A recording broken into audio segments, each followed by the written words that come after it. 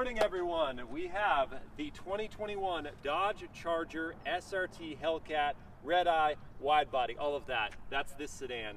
Fastest mass production sedan you can buy. The Bentley Flying Spur technically is faster, 207 miles an hour versus 203, but that is not what I would call mass production. This is mass production. So first we're going to get to the question. First of all, Brett Adams is manning the camera here, coming in like a pro to help me out to make out these videos. Of course, he liked the car and he wants to ride later for sure, but he's helped me out, so thank you so much, Brett. First we're going to get to the questions that were from Instagram at MilesPerHr. You can also follow me on TikTok, making daily videos there. That's also at MilesPerHr.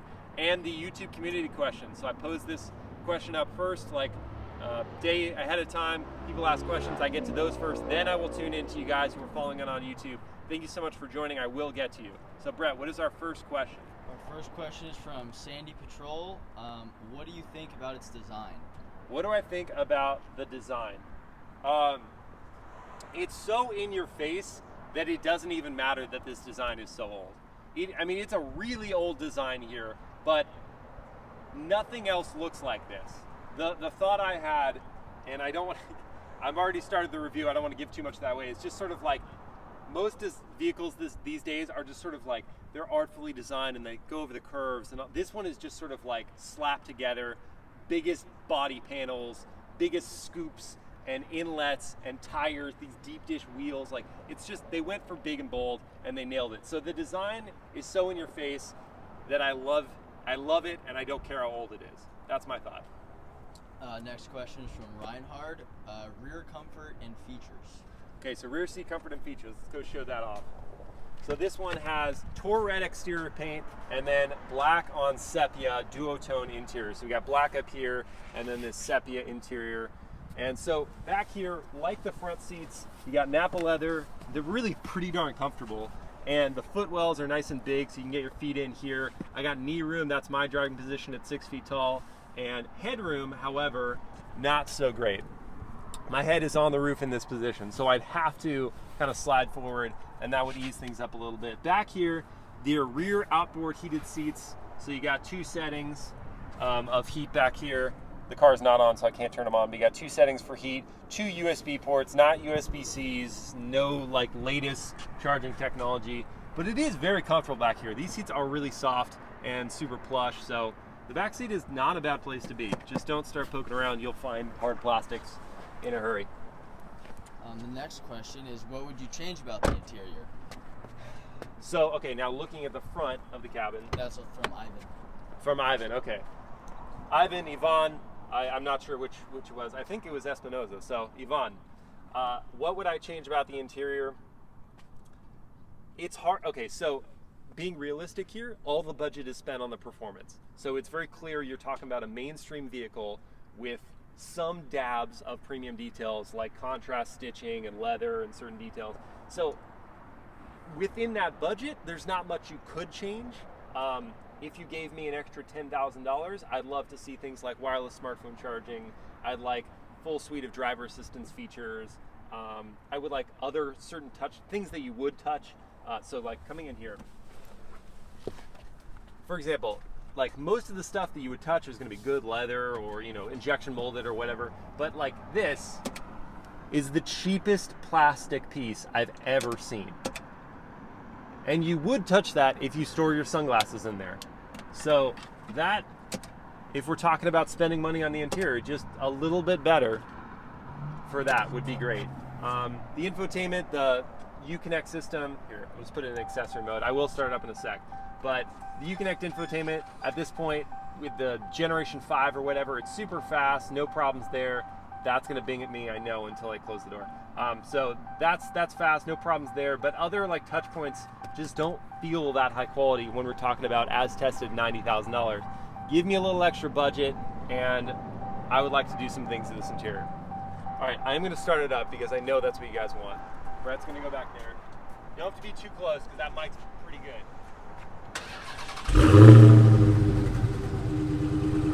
Idle, this is idle, crazy.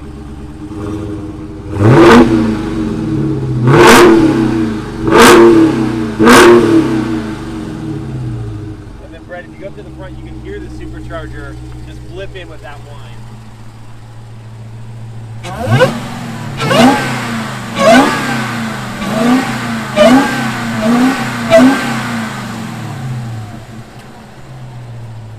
You guys can't see this, but I can. Brett's just like smiling his face off right now. He's just like, this is the best.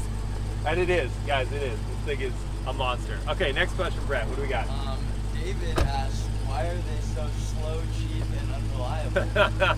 I left this question in there because it's just, I can't tell if he's being sarcastic or if he's just trying to get a rise out of people who love these cars, but slow it is not. 0 to 60 is 3.5 seconds. Top speed is 203 miles an hour. And we're gonna get this question from Parsh a little later. Quarter mile time, 10.6. From the factory run in 10s is nuts. Slow, what was the other one? Something unreliable? Cheap and unreliable. Cheap and unreliable. Okay, so cheap, okay, so the interior materials, as I've already gone over, they're not the highest quality. Again, they put all the money towards the performance. I'm not going to necessarily defend the cheapness of the materials in the interior. I would love if they spent a little more money on those, but unreliable. This Hellcat motor has proven to be a very reliable engine. It's shocking.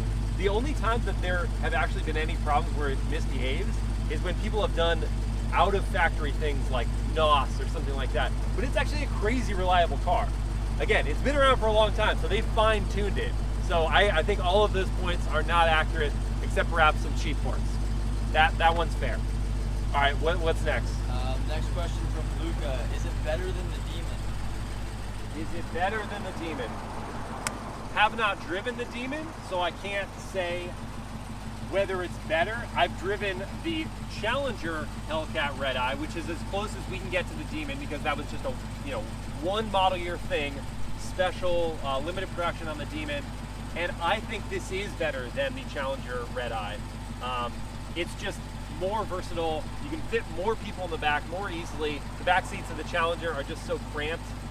This has space. You've got a good sized trunk like you do in the Challenger, but it also just like, I don't know why, but I feel the extra 80 horsepower in this compared to the regular Hellcat, whereas in the Challenger Redeye, I don't know why I don't. I don't feel that power difference as much. Next question. Lomit, yeah. Asks, how does the engine sound if we just rev it? Okay, revved it. I'll do it again. Why not? Why not?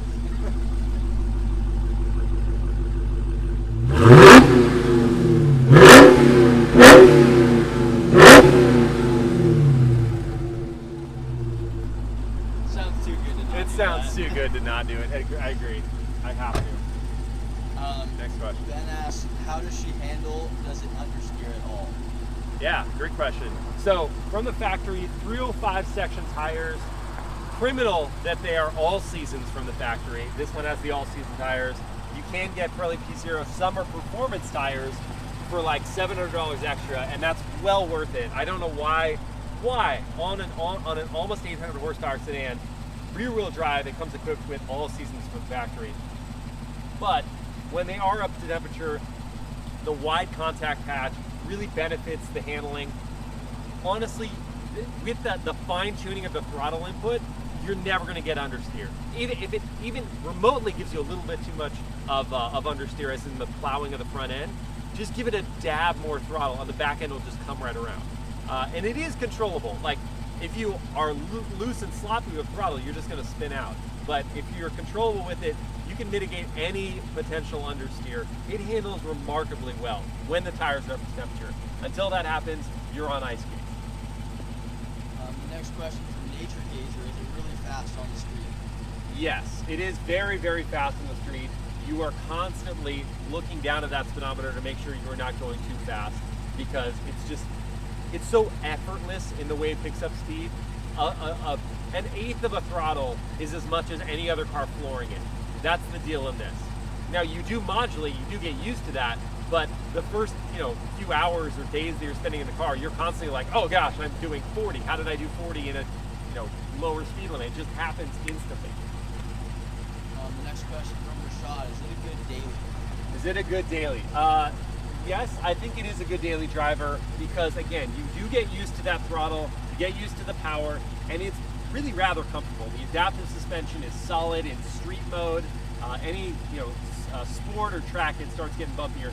Street mode's very good, and again, the cabin is very comfortable. The Uconnect system is solid. I wish it added those driver assistance features and like some more conveniences like wireless smartphone charging. But other than that, the comforts on a daily basis are there. Just try to ignore the fact that you're only going to get probably on average like 14 miles per gallon. The next question from the Real Woods End. How many have been sold so far? That's a good question. I don't actually know. Do like a quick panner in the car. I just want to make sure everyone sees all of it, because it's a monster. I don't know how many have been sold so far. They're not limiting production or anything like that, but Doug asked a question, or maybe the next question, about if you can go to any Dodge dealer and buy one of these. Theoretically, yes, but Dodge allocates a certain number of cars to various dealers, so you better call ahead and make sure they have one either in stock or are getting one. And when they have one, it's probably going to go pretty quick, because even though it's an expensive vehicle, it's a sought-after vehicle as the most insane four-door Dodge you can buy. So I would call ahead to make sure your dealer gets one, because the allocation from Dodge Corporate is not going to be even. Not every dealer is going to get one. Not every dealer is going to get 5. It's just going to be where they send, where based on how those dealerships sell these cars historically. Next question from Blake. If you do a burnout, will it silence the gardeners? I love this question. We don't, fortunately, I moved to a different parking lot for this morning, so we don't have any gardening happening right now. But I also can't just do a burnout because I want to be able to come back to this parking lot. And Blake said he knows I can't do that, but I think that would be a great way to silence the gardeners, Blake. Good idea. Let's show the back too. And Aaron asks, is the interior nice? Yeah, so we kind of touched on that. It is, the best thing I can say is it's acceptable. For the performance you're getting, is acceptable. It is acceptable. If you are thinking, hey, it's a $90,000 sedan, let's go check out how nice the interior is, you're going to be very disappointed. The engine itself is like almost $22,000 is the crate engine. So think about that. That 22 grand is just under the hood. They didn't have much to kind of spread elsewhere on the car. And then Blue Knight asked, will there be a POV night drive? Yes, there would definitely be a POV night drive. And someone else asked for a POV canyon drive, and that's going to come too. And the last question here from Instagram is from Harsh. What's the quarter mile time? Okay, so yeah, quarter mile, 10.6. Lightning fast. That's going to be on prep tires and just ideal conditions. Getting this thing to hook up, unless honestly everything's perfect, is so difficult.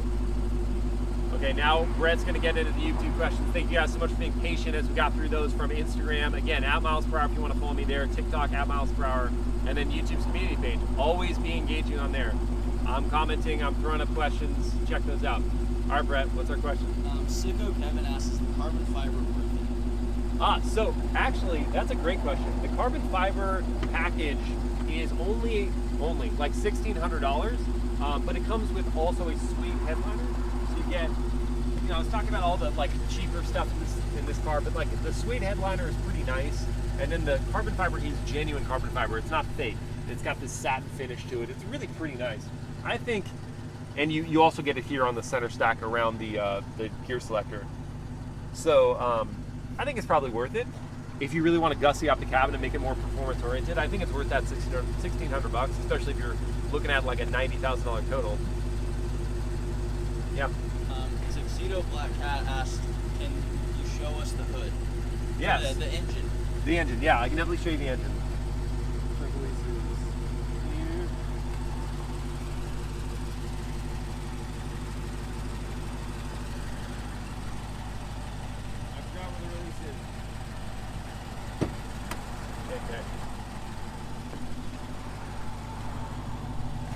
So the hood design is new for 21. You have larger heat extractors, and you got this mail slot grill in there. But look at this freaking engine.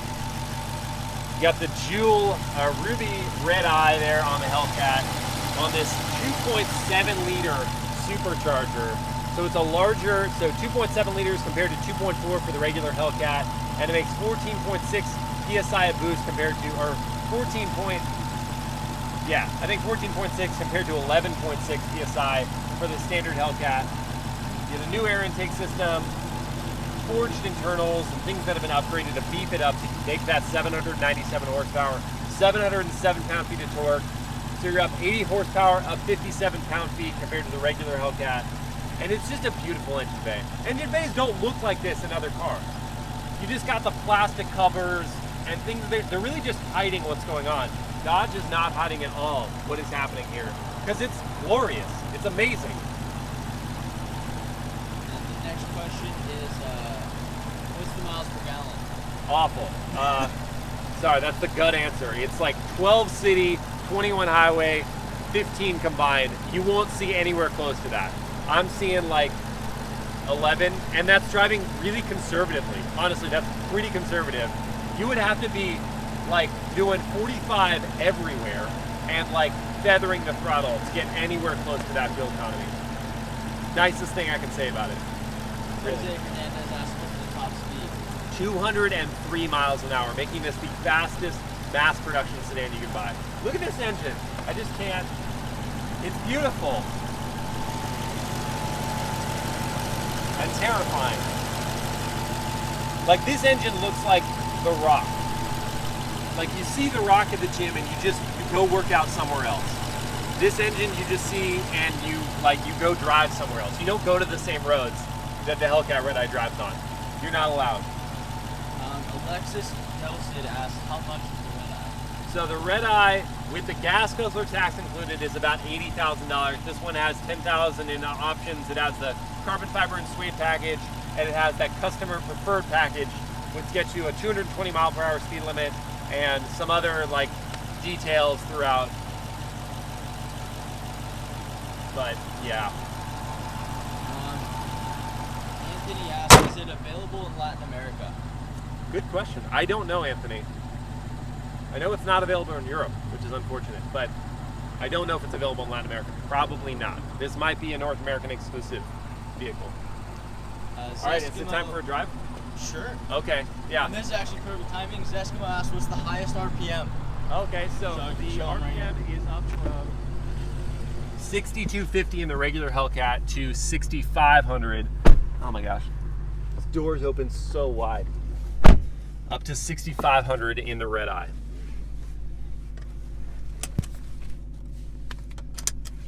Okay, so into drive we go. Actually, real quick, pause 1 second. I love that the e-brake is like a truck style e-brake still after all this time.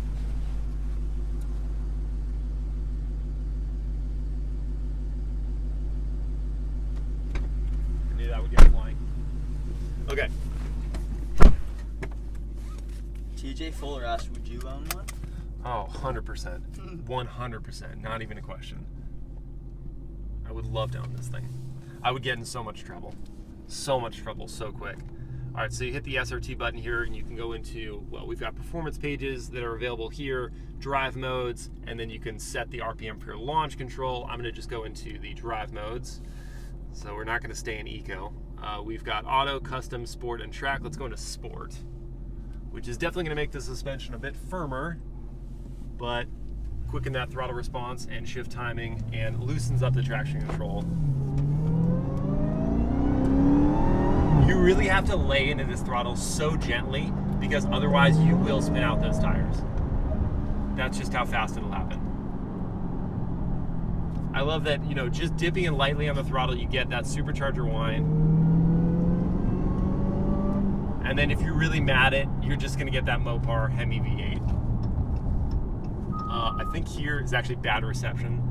I forgot, so I'm gonna flip it around. Tuxedo Black Cat, is it easy to drive like a normal, easy car?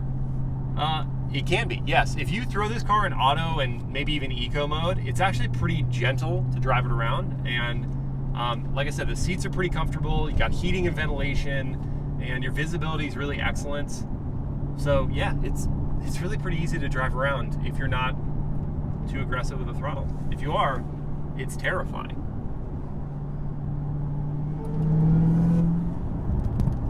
Put the seat back a little bit so I can... Oh yeah. So I couldn't tell. The seat didn't seem to want to go back. I'm like, why is it not going back? That's a weird thing. Maybe a little defect. Hopefully not. But the seat angle will angle back, but not the whole seat for some reason. Zeskimo asked, how would you compare this to the Scat Pack? Oh man, the Scat Pack is like honestly one of my favorite.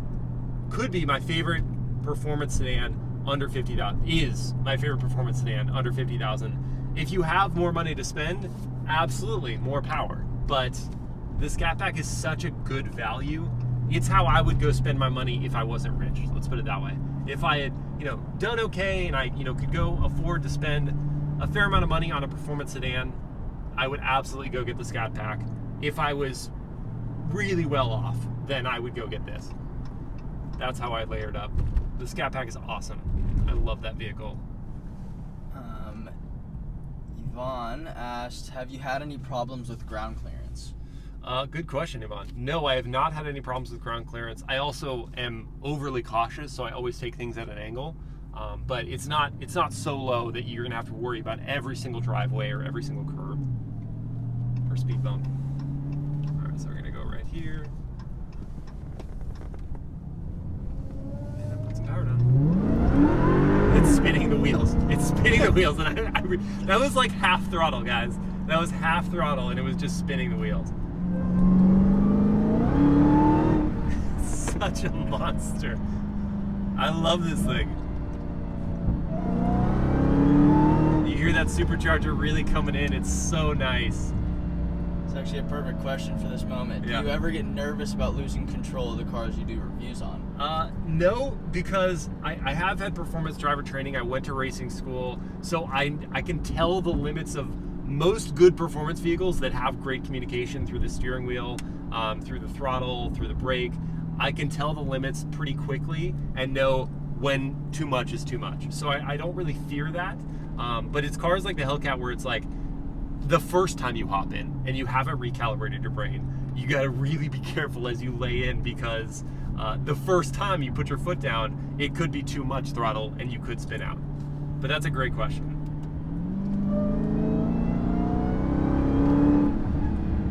I love that supercharger whine. It's so good. There's a name that I can't pronounce because it's numbers and letters and stuff. Oh, okay. But they asked, does it feel safe? Does it feel safe? I gotta say that's probably the first time anyone has ever asked that question in a Hellcat vehicle. Maybe it's not the first time I've ever heard it. Not the first thought that comes to my mind is this vehicle safe? But I'll tell you what, it's been around for so long, and this has never had any recalls related to safety or performance in an accident. Visibility is very good in here. I would say it's actually safe. I would actually say it's safe. So I had to do that full throttle in 4th gear at 40 miles an hour so that I wouldn't spin the tires. Okay? I just want you guys to keep this in mind. It was spinning. It was spinning because I was in 3rd gear. Riotous fun, this car. All right, any other questions that we're getting to? Yeah. Is this one of the most aggressive muscle cars you've driven? Yes, absolutely. Possibly the most aggressive, because again, I've driven the Challenger Hellcat Redeye, and for whatever reason, it didn't feel like that extra 80 horsepower, whereas this one really does. I can feel the extra power in this one. So it's probably the most aggressive muscle car I've driven, yeah. And I mean, I've driven the GT500, the new GT500, and that was a monster too. But that was so controllable. This is too, it's hard to say. That's a great question. It's hard to say. The GT500 and this are kind of right there as like the most raucous muscle cars I've ever driven. Tuxedo Black Hat asks, where's the supercharger whine come from? The silver plaque on top of the motor? Yeah, so the silver piece on there is the supercharger, and it's bringing in, it's forcing in, ramming air in, and it's the sound of the air being rammed into the engine that is creating that whine. It's the whistle, the whine of the air feeding in. And yes, it is the silver piece on top of the HEMI 6.2 liter V8. Zeskimo asked, this over a Challenger? Yeah, I would say this over Challenger. Just like I prefer the Scat Pack Charger over the Scat Pack Challenger, it's just more usable. Being able to bring your friends in relative comfort and being able to daily drive in this and have it be a practical sedan while also just embarrassing pretty much everything else on the road is an amazing combination. So yes, this over the Challenger. Someone asked, are my neighbors gonna hate me? 100%. Yeah, you do not have neighbor friends anymore the moment you buy this car. Everyone hates you because there is no like quiet mode for startup in the Charger. In like the Mustang, you've got a quiet startup you can do thinking about other people around you. There is not a quiet. It is just startup and immediately crazy loud. So yeah, you're not gonna have friends who live near you. You'll have a lot of friends who want to be in the car, but no friends who live near you. Zeskimo asks, is it the perfect family sedan? If you've got a family with a sense of humor, yes, absolutely. Yeah, when the tires get warm and it does hook up, it's fun. Oh yeah, that's good. Finesse for Fun asks, do you think this would be good in all-wheel drive? So the all-wheel drive question has definitely been asked a number of times related to the Hellcat products, because you think, okay, objectively, add 2 other wheels that have traction off the line, and your 0 to 60 times are going to be faster, your grip around corners is going to be better. The packaging of the all-wheel drive system, at least Dodge's all-wheel drive system on the Hellcat, doesn't work. I didn't look into the details about why it doesn't work, but I read up on that, and they were saying packaging-wise it would not work. So all-wheel drive, objectively, the performance improvements there, apart from the fun that you have as a rear-wheel drive vehicle, would all be improved. Those benchmarks would be improved, but they would have to reconfigure it so much. It's basically they would like need a new platform, need a whole new car. When they do introduce a new generation of this vehicle, I would be very surprised if there isn't at least an all-wheel drive option, and like Mercedes, AMG, and BMW, an available control that you can switch to just being rear-wheel drive, because Dodge would lose all of its enthusiasm from fans if it was all-wheel drive all the time. I think that's my impression, but a good question for sure. Edward asks, how's the interior space for the driver? Pretty good. And this seat is, I have a long torso, so my head's pretty close to the roof, but you can lower it a little more. So I really have good space for sure. And again, you saw how much legroom you had behind me, so you're pretty well set. Brett's seat just won't go back for some reason.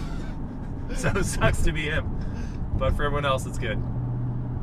All right, we're probably gonna wrap things up. So it's been about 30 minutes. I like to keep these things about 30 minutes. So any last questions we've got, Brett? Emery asks, is there launch control? There is launch control, and you can control it as easy as going to the SRT dashboard and setting the speed or the RPM at which you want to launch. So that's pretty cool that you can just do that really easily. And then when you go into race options, you've got a line lock function if you just want it full. That's for drag racing. You need to warm up those rear tires. It'll lock the front brakes, warm up the rear tires, and then you're good to go. Or it's just good for launch control, or for just burnouts. Then you've got launch control. It'll bring up a bigger visual of the RPM, and you can set what RPM you want to launch at. This one has the power chiller, where it will force the refrigerant in the AC system to cool the engine quickly. So instead of like drag racers would go throw like ice on their engine after they did a run and they want to cool it off really quickly, this just uses the refrigerant in the vehicle from the AC system to just cool it by it's like 45 degrees, that you can just use the power chiller. So you just hit that chill button and it'll just do it right away.